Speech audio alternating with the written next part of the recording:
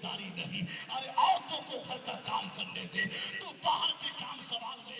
अरे माना कि शरीयत ने औरतों को कुछ कंडीशन ऐसी है, कुछ हालात ऐसे पैदा हो जाते हैं कि शरीयत ने औरतों को कारोबार करने की इजाजत दी है, मगर वो भी बेपर्दा नहीं, बेहयाई के साथ नहीं, मर्द औरत के साथ मर्द के साथ नहीं, बल्कि पर्दे के साथ में। आए मुसलमानों, जो इस्लाम दुनिया की सबसे अच्छी जगह मसाजिद में अल्लाह की इबादत करने के लिए औरतों को पर्दे के साथ मर्दों के साथ नमाज पढ़ने से रोक दे, वो इस्लाम दुकान में बैठकर किसी गैर मर्द के साथ में बेपर्दा कारोबार करने की इजाजत कैसे दे सकता?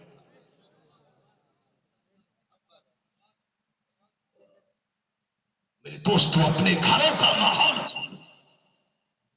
औरतों को यह इजाजत नहीं कि वो दुकानों में बैठकर बेपर्दा मर्दों से बातचीत करे, कारोबार करे। कारोबार नानो नफका की जिम्मेदारी ये देंगे। मेरे दोस्तों, ये पीठ या दुकान में बिठाने की नहीं है, ये घर की जीनत है, इन्हें घर में रखो।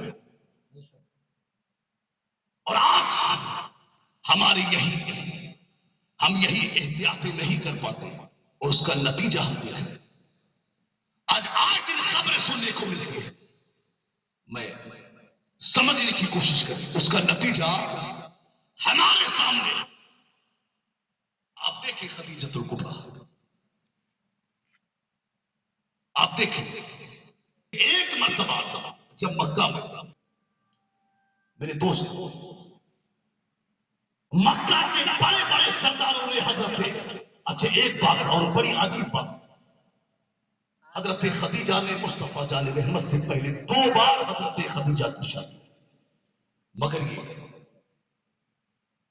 दोनों बार हजरत खदीजा बेवा हो गई और आपके 2 बेटे भी हो गए, हिंद और हाला, जो बाद में मुसलमान।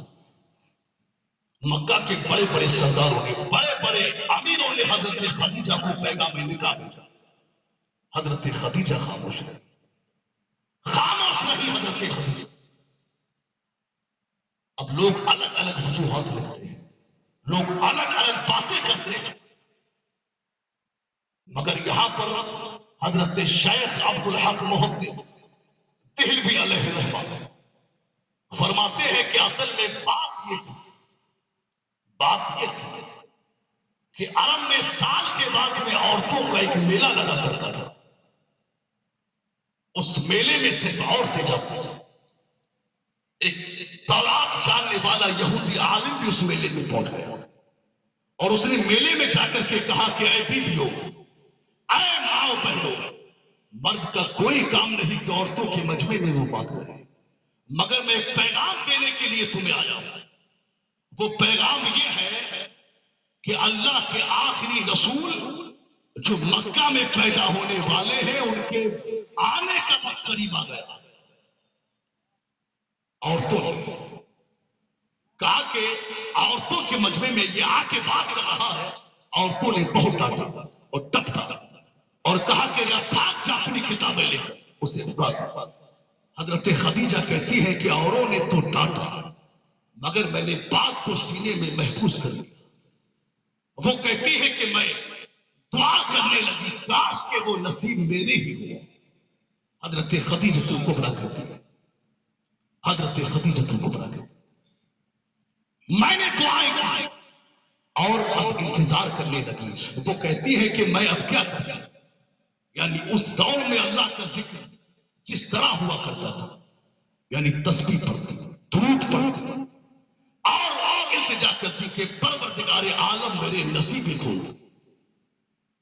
वो कहती है कि मैं धीरे धीरे मुस्तफा जाने रहमत की तारीफ सुन रही कि सादिक है, अमीन है, सच्चे है, दयानतदार है। इस बुरे अपने भतीजे से कहा कि ऐ मोहम्मद बिन अब्दुल्लाह, अगर तुम माले तिजारत लेके मुल्क के शाम चले जाओ तो तुम्हें बड़ा नफा हासिल होगा, और क्या ही बेहतर हो कि तुम खदीजा का माल लेकर के चले जाओ। میرے سرکار نے کہا کہ میں خود کسی کے پاس نہیں جاؤں، میں خود نہیں جاؤں گا، میرے نصیب میں جو ہے پروردگار نے خود اپنی خادمہ حضرت نفیسہ کو بھیجا اور کہا کہ جاؤ ان سے پوچھو کہ میرا مال قبول کرتی بھی ہے یا نہیں۔ حضرت نفیسہ کہتی ہے میں سرکار کے پاس گئی اور پاس میں جا کے میں نے کہا آقا کیا آپ خدیجہ کا مال لے کر کے ملک شام یعنی آپ خدیجہ کا مال تجارت لے کے آپ جانا چاہتے ہیں؟ میرے سرکار نے قبول کیا، واپس آئی، بتایا، حضرت خدیجہ خوش ہو گئی،